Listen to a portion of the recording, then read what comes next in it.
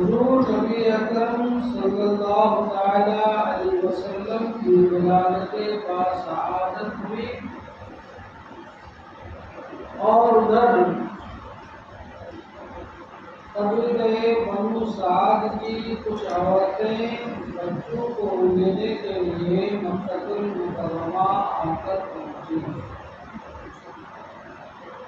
ان آنے والی عورتوں کے قافلے میں حضرت حلیمہ سعدیہ رضی اللہ تعالی عنہا بھی تھی۔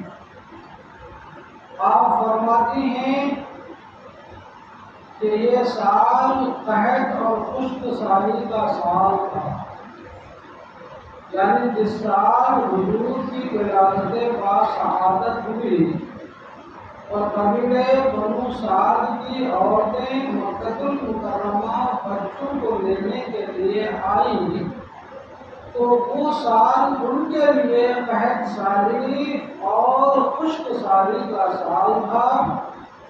فرماتی ہیں ہمارے پاس کچھ بھی باقی نہیں رہا تھا جس پر گزر اوقات کر سکیں۔ غربت کا، محتاجی کا، فقر و فاقہ کا یہ عالم تھا۔ ہمارے پاس ایک سبزی مائل رنگ والی گدھی تھی جس پر سوار ہو کر اپنے قافلے کے ساتھ میں بھی نکلی، اور فرماتی ہیں کہ ہمارے پاس ایک بوڑھی اونٹنی تھی۔ اس بوڑھی اونٹنی کا عالم یہ تھا کہ اس کی کھیری میں یعنی اس کے تھن میں دودھ کا ایک قطرہ نہیں بچا تھا۔ اس زمانے میں میرے گود میں ایک شیر خوار بچہ یعنی دودھ پینے والا بچہ تھا جو بھوک کی وجہ سے ساری رات روتا رہتا اور ہمیں ایک پل کے لیے بھی سونا نصیب نہیں ہوتا۔ نہ میری چھاتیوں میں اتنا دودھ تھا کہ اس کا پیٹ بھر سکے اور نہ ہی ہماری بوڑھی اونٹنی کے تھن میں اتنا دودھ تھا کہ اس کا پیٹ بھر سکے اور نہ ہی ہمارا اور ہمارے شوہر کا پیٹ بھر سکے۔ ہمارے اوپر بڑا مشکل حال اور ہمارے حالات بڑے ہی مشکل سے چل رہے تھے۔ ہم صرف سمجھے کہ اس امید پر جی رہے تھے کہ اللہ تعالی احسان فرمائے گا، بارش برسے گی اور خوشحالی کا زمانہ پھر لوٹ آئے گا۔ میں اسی گدھی پر سوار ہو کر اس قافلہ کے ساتھ روانہ ہوئی جو مارے بھوک کے قدم بھی نہیں اٹھا سکتی تھی۔ اس کی کمزوری کا عالم ایسا تھا، اس کی لاغری اور کمزوری کا عالم یہ تھا کہ چلنے کا نام نہیں لیتی تھی۔ بڑی مشکل سے ہم مکہ پہنچے اور ہم سب نے بچے کی تلاش کرنے کے لیے گھر گھر کا چکر لگانا شروع کر دیا۔ کل آپ نے سنا کہ ساری خواتین بچے کی تلاش میں گھروں میں گئی۔ دونوں پہلو ہے، گھر والوں نے ان آنے والی خواتین کے حالات پر نظر رکھ کر جن عورتوں کے حالات اچھے تھے انہیں لوگوں نے اپنے اپنے بچے دے دیے، یا یہ کہ جن بچوں کے ماں باپ مالدار تھے وہ قبیلہ بنو سعد سے آنے والی عورتوں نے ان بچوں کو گود لے لیا۔ حضرت عبد المطلب کا پوتا حضرت عبداللہ کا نور نظر حضرت آمنہ کے جگر کے ٹکڑے کو کسی عورت نے گود نہیں لیا، یا یوں کہہ لیجیے کہ مکے میں مالدار عورتوں کو بچے کو دے دیے، حضرت حلیمہ کو کسی نے بچہ نہیں دیا، اس لیے کہ ان کے حالات بڑے تنگ دستی کے حالات تھے۔ بہرحال اب حضرت حلیمہ کہتی ہیں جب پلٹ کر ہم خانہ کعبہ کی صحن کی طرف آئے تو حضرت عبد المطلب سے ملاقات ہوئی۔ حضرت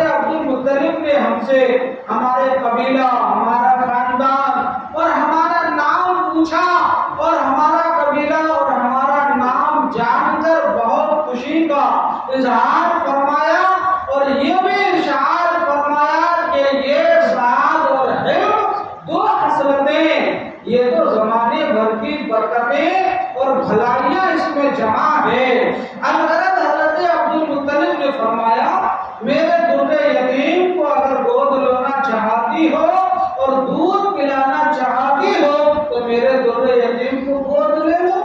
حضرت حلیمہ نے کہا کہ ہاں میں گود تو لے لوں لیکن ذرا ہمیں فرصت دیجیے کہ میں پہلے اپنے شوہر حارث سے مشورہ کر لوں۔ یہاں تک تو کل آپ نے سماعت فرمایا۔ اب لکھتے ہیں کہ حضرت حلیمہ نے اپنے شوہر جناب حارث سے مشورہ کیا تو حارث نے کہا کہ خالی گود واپس جانے سے اچھا ہے کہ جو بچہ مل رہا ہے اسے گود لے لو۔ اب حضرت حلیمہ فرماتی ہیں جب میرے شوہر نے حضرت آمنہ کے نور نظر کو گود لینے کی اجازت دے دی تو میں واپس آئی۔ حضرت عبد المطلب کے ساتھ حضرت آمنہ کے گھر پہنچی۔ جب حضرت آمنہ کے گھر پہنچی اور دروازے پر پہنچی تو دیکھا کہ حضور تاجدار کائنات ایک سو یعنی اونی سفید لباس میں آرام فرما رہے ہیں، سو رہے ہیں۔ چہرے سے اتنا رعب ظاہر تھا کہ میری جرأت اور ہمت نہ ہوئی کہ تاجدار مدینہ کو بیدار کرتی۔ حضرت آمنہ کی اجازت سے میں نے حضور کو اٹھا کر اپنی گود میں لیا اور اپنی چھاتی سے لگا کر پھر حضور کے دونوں عینان مبارک چشمان مبارک کی بیچ پیشانی کو بوسہ لگایا۔ جب میرے لبوں کی ٹھنڈک میرے سرکار کو اپنی پیشانی میں محسوس ہوئی تو تاجدار کائنات نے مسکراتے ہوئے آنکھیں کھولی۔ سبحان اللہ۔ گویا مصطفیٰ نے آنکھیں کیا کھولی؟ حلیمہ کے مقدر کے ستارے چمکا رہے تھے۔ سبحان اللہ۔ حلیمہ کو سرکار نے دیکھا، حلیمہ نے سرکار کو بوسہ لگایا۔ اس کے بعد حضرت حلیمہ فرماتی ہیں، حضرت حلیمہ فرماتی ہیں کہ میں نے انہیں جو ہے میں نے انہیں گود میں لیا۔ حضرت سیدہ آمنہ رضی اللہ تعالی عنہا نے مجھے کچھ نصیحتیں کی اور آپ کے عمل میں رہنے کے زمانے کے حالات اور ولادت کے زمانے کے کچھ حالات اور عجائب واقعات کو ہمارے سامنے رکھا۔ جب مجھے اچھی طرح سمجھا دی اس کے بعد میں تاجدار کائنات کو لے کر روانہ ہوئی۔ انہیں اپنی گود میں اٹھائے ہوئے واپس جب اپنے خیمے میں پہنچی تو میں نے دودھ پلانے کے لیے اپنی داہنی چھاتی پیش کیا تو حضور نے فوراً قبول فرمایا اور دودھ نوش فرما لیا۔ سبحان اللہ۔ اب فاطمہ فرماتی ہیں کہ میں نے دوسری چھاتی پیش کی تو حضور علیہ السلام نے میری دوسری چھاتی کو قبول نہ فرمایا۔ آپ نے اس چھاتی سے دودھ پینے سے انکار کر دیا۔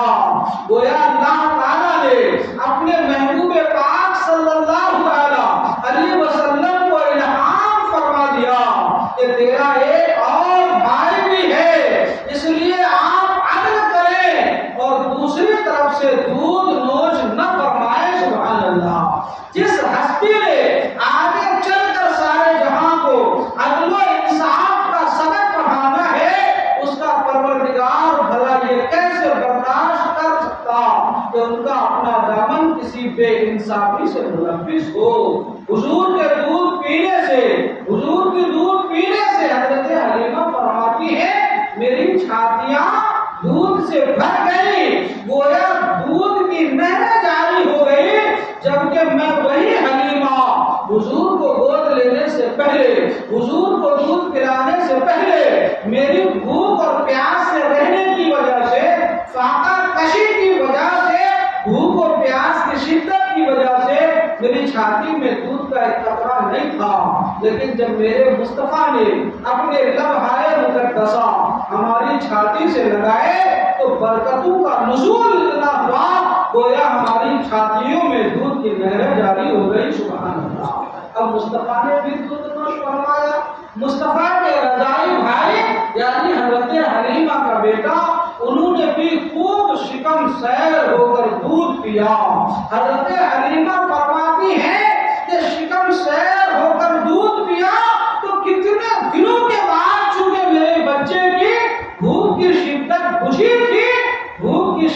بجھنا تھی اور شکم سیر ہونا تھا کہ بڑی آسودگی کے ساتھ سو گیا. اور اس رات یوں سمجھیے کہ جو رات رات رویا کرتا تھا، رات رات رویا کرتا تھا، اب میرے مصطفیٰ کے دامن رحمت کی ٹھنڈ ہوا اسے ملی تو اسے بھی راحت و سکون نصیب ہو گیا. سبحان اللہ. اب وہ آرام سے سو گیا.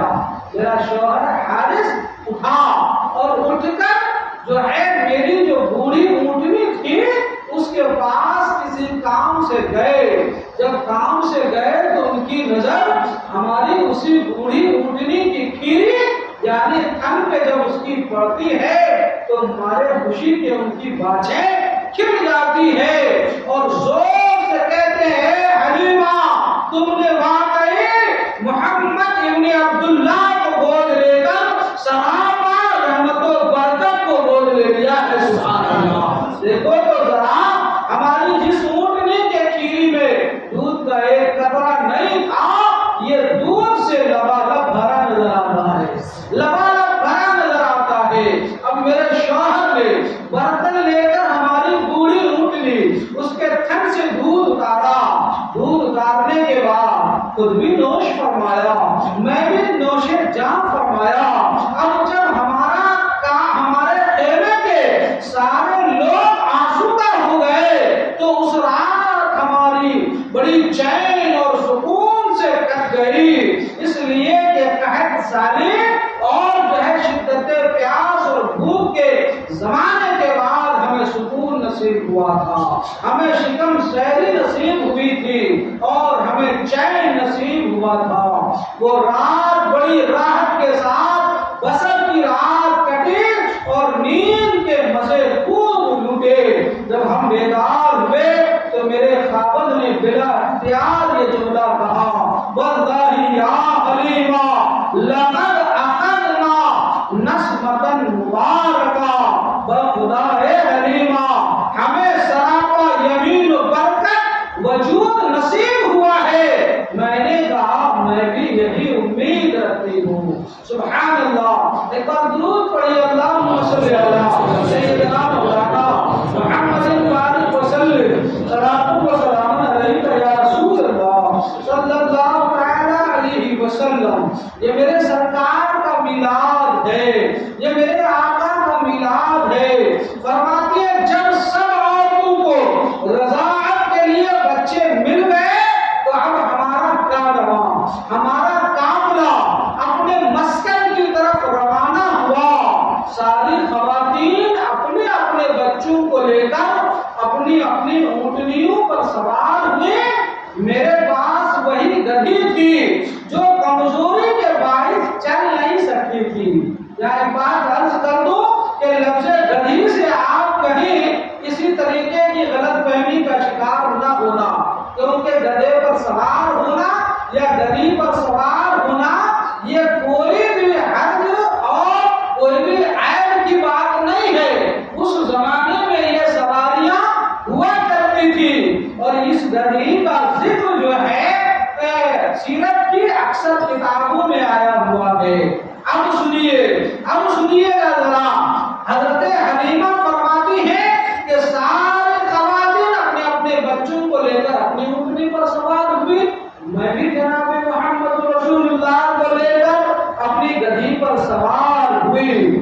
جو کمزوری کے باعث چل نہیں پاتی تھی، جس کے قدم نہیں اٹھتے تھے، جس نے آنے کے وقت سارے قافلے کو پریشان کر دیا تھا، اب اپنے فرزند دل بد کے ساتھ یعنی حضور رحمت للعالمین کے ساتھ اس پر سوار ہوئی تو اب اس کی حالت بدل گئی تھی. اس کی حالت بدل گئی تھی. یوں تیزی سے قدم اٹھاتی تھی کہ قافلہ کی ساری اونٹنیاں اور سواریاں پیچھے رہ گئی.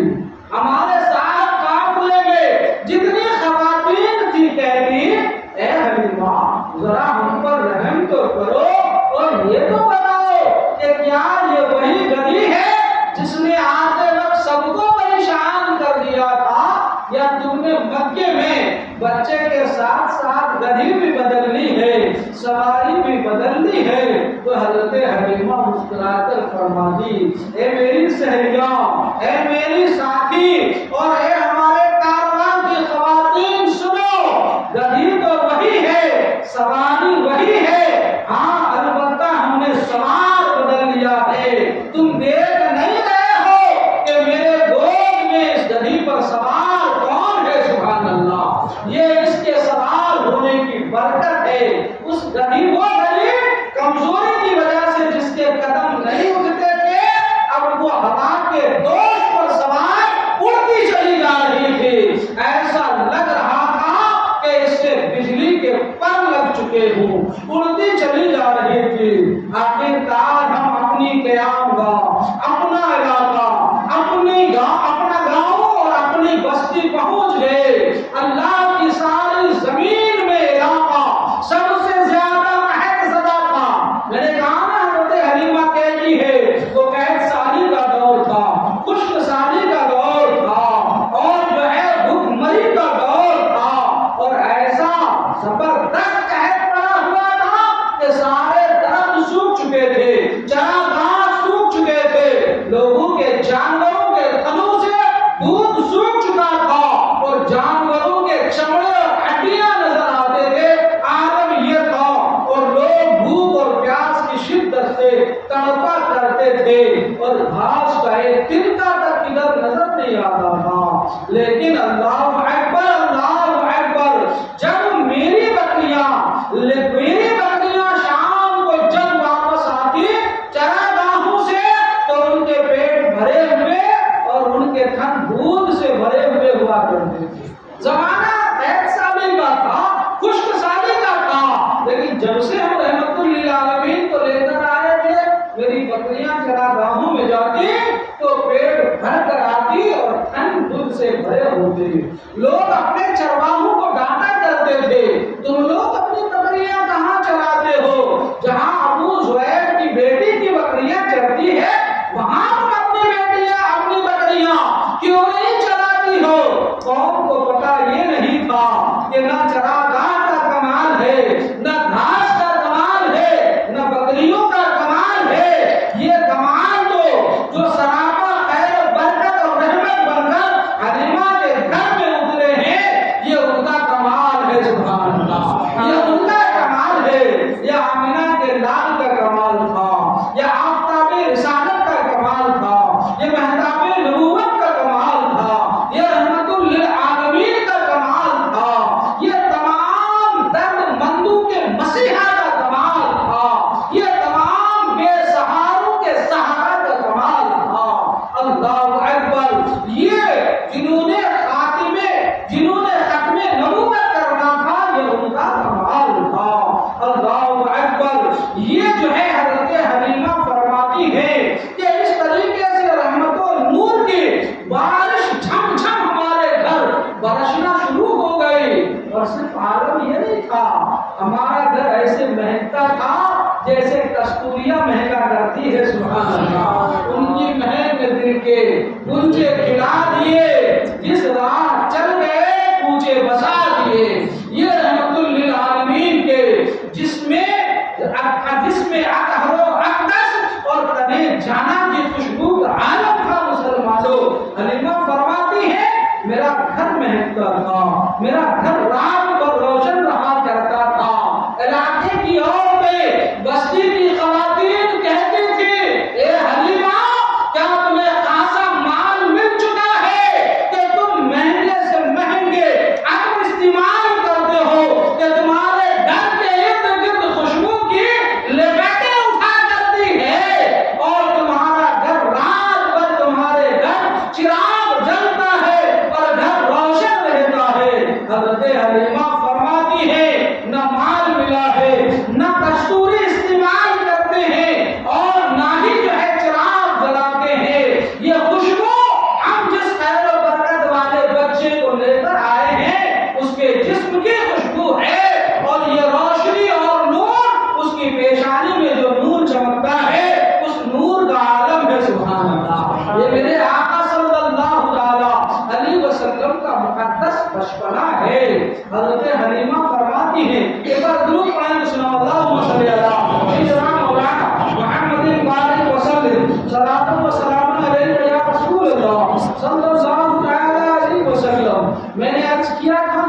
جب میرے آقا تبرز ہوئے تو ایک آواز اٹھی اور کہنے والے نے کہا اَیْنَ ذَهَبْتَ بِهِ، تم اسے لے کر کہاں گئے تھے؟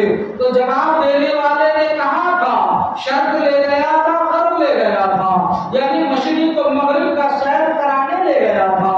جب حضور کو مشرق و مغرب کا سیر کرا دیا گیا تھا اور جب قریش کے جانوروں نے تمام جانوروں کو پیغام مسرت دے دیا تھا، ہوا کے دوش پر میرے نبی کے جس میں اطہر کی خوشبو پھیل چکی تھی، فضا معطر ہو چکی تھی اور چہار دائیں عالم میں میرے نبی کے نور کے ظہور پذیر ہونے کا ڈنکا بج رہا تھا، تو ہر جانور و حیوان جان چکا تھا کہ مصطفیٰ جان رحمت دنیا میں جلوہ گر ہو چکے ہیں۔ حضرت حلیمہ فرماتی ہیں، اس کا ثبوت دیکھیے، حضرت حلیمہ فرماتی ہیں ایک دن میں حضور کو گود میں لیے بیٹھی تھی اپنے گھر کے باہر صحن میں، جسے آپ اوٹلا کہتے ہیں، گھر کے باہر صحن میں حضور کو گود میں لے کر میں بیٹھی ہوئی تھی۔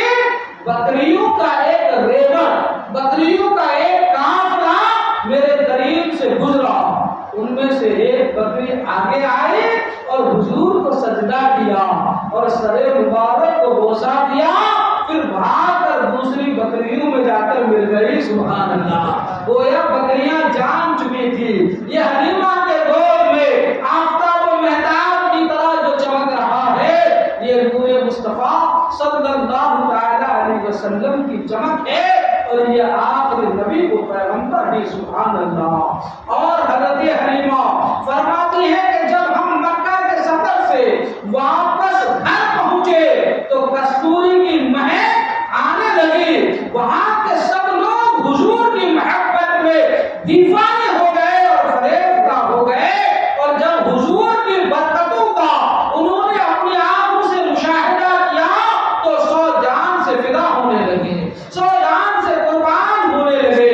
اب ان کی دیوانگی کا، ان کی محبت کا اور ان کی فرفتگی کا عالم یہ تھا کہ کوئی بیمار ہوتا تو شفا کے لیے میرے گھر آتا۔ سبحان اللہ، کسی کا جانور بیمار ہوتا تو اسے لے کر شفا کے لیے میرے گھر آتا، کوئی بیمار ہوتا تو میرے گھر آتا۔ حضور صلی اللہ علیہ وسلم کے دستے مبارک کو اپنے بیمار جسم پر رکھتا، جب بیمار جسم پر حضور کا ہاتھ رکھتا تو رب کائنات اسے شفا دے دیتا۔ سبحان اللہ، جو جانور بیمار ہوتا میرے حضور کا دستے کرم اس جانور کی پیٹھ پر رکھتا، میرے سرکار کا دستے اقدس اس میں مس ہونا ہی تھا کہ رب اسے شفا دے دیتا۔ اللہ اکبر، حضور کے دستے مبارک پھرتے ہی وہ بیمار مت ہو عورت یا انسان یا جانور، اونٹ یا بکری، وہ سب فوراً شفا یاب ہو جایا کرتا۔ سبحان اللہ، سبحان اللہ۔ جو مجھے فرماتے ہیں حضور کی روز افزو برکات کے سائے میں اضافہ ہوتا رہا اور خوشگواریوں میں زندگی گزرتی رہی۔ تمام بستی کے لوگ حضور علیہ الصلوۃ والتسلیم کے خیر و برکت سے، خیرات و برکات اور رحمتوں سے مالا مال ہونے لگے۔ اللہ اکبر۔ اور فرماتی ہے کہ آپ کی رضائی بہن یعنی حضرت حلیمہ کی ایک بیٹی تھی جو حضور کی رضائی بہن ہوئی، ان کا نام شیما تھا۔ فرماتی ہے شیما کی مسرت کی تو کوئی حد ہی نہ تھی، ان کی خوشی کا کوئی اندازہ لگایا نہیں جا سکتا تھا۔ کبھی حضور کو کھلاتی، کبھی پلاتی، کبھی گیت گا گا کر دل بہلاتی، کبھی محبت بھری لوریاں دیتی۔ وہ معصوم بچی جن پاکیزہ کلمات سے حضور کو لوریاں دیتی، مؤرخین نے اپنے کتب میں انہیں بھی تحریر کر لیا ہے اور لکھ لیا ہے تاکہ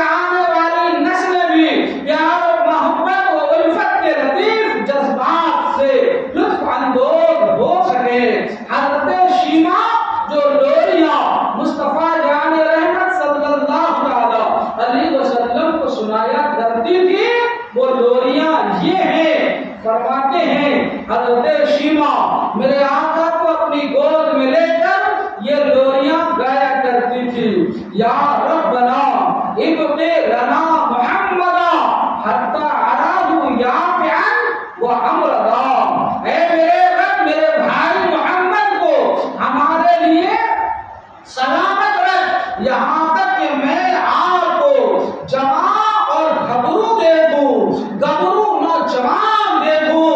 اور فرماتی ہیں ثم اراه سیدا مسودا واقبض عادیہ معا الحسرا، یہاں تک کہ میں آپ کو اپنی قوم کا سردار دیکھوں جس کی سب اطاعت کر رہے ہو، اے میرے رب اس کے دشمنوں اور حاسدوں کو ذلیل و رسوا کر، وَأَعْطِيهِ عِزًّا يَدُومُ أَبَدًا، اور انہیں وہ عزت عطا فرما جو تا ابد باقی رہے۔ سبحان اللہ۔ شیما نے کہا تھا میں مولا، اے مولا میرے بھائی کو جوان اور گھبرو دیکھوں، تو حضرت شیبہ نے حضور نبی اکرم صلی اللہ علیہ وسلم کی مکی زندگی کے بعد مدنی زندگی کا دور بھی دیکھا۔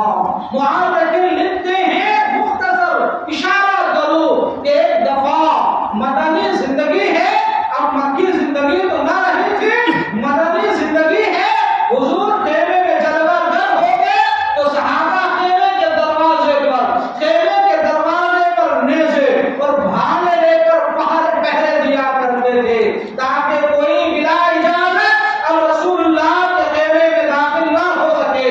فرماتے ہیں حضرت شیما کے علاقے کے سسرال سے کچھ لوگوں کو صحابہ گرفتار کر کے لے کر آئے، تو ان کے سسرال کے لوگوں نے چندہ اکٹھا کرنا شروع کیا کہ چندہ جمع کیا جائے تاکہ محمد اور ان کے صحابہ جو ہمارے لوگوں کو گرفتار کر کے لے گئے ہیں فدیہ دے کر، دیت دے کر، فدیہ دے کر ان کو چھڑایا جا سکے۔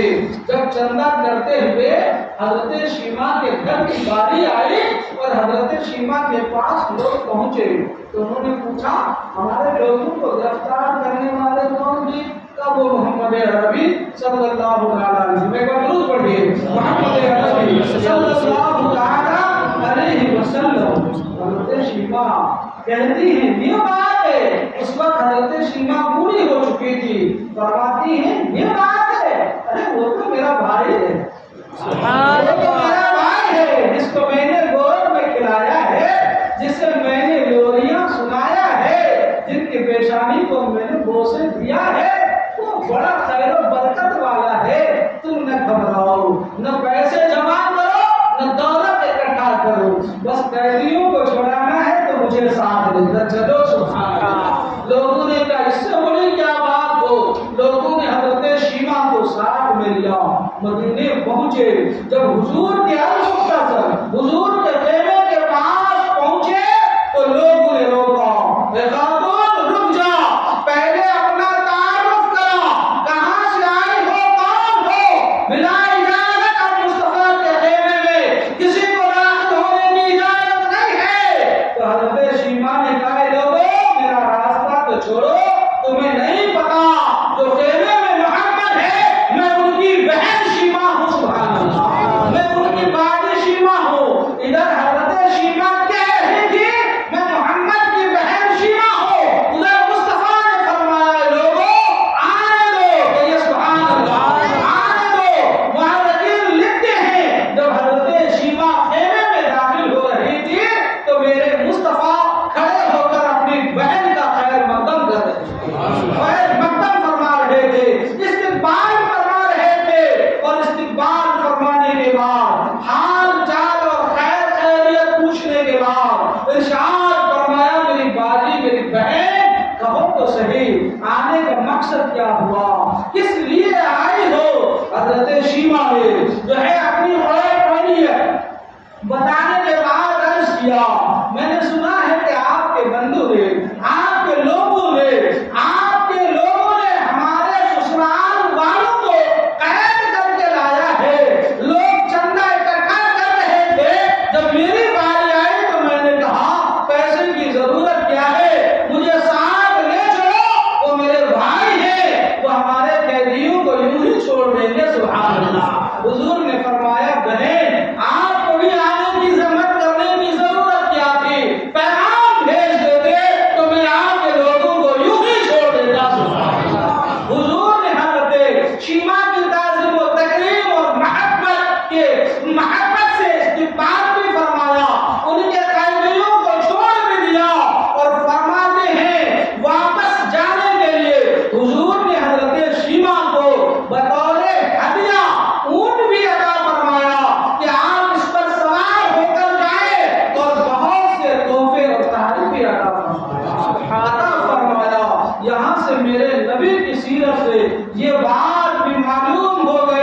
صبح قیامت تک کے لیے ہے۔ غلامان مصطفیٰ، اگر سسرال سے آپ کی بہن خواہ وہ آپ سے بڑی ہو یا چھوٹی ہو، اگر مائکے آ جائے اور ماں باپ نہ ہو تو تم بھائی انہیں ان کا ایسا پیار سے استقبال کرنا کہ اسے مائکے میں ماں باپ کی کمی محسوس نہ ہو، اور جب تمہاری بہنیں تمہارے گھر سے جانے لگے تو انہیں اپنی حیثیت کے مطابق کچھ نہ کچھ تحفے تحائف دے دیا کرو۔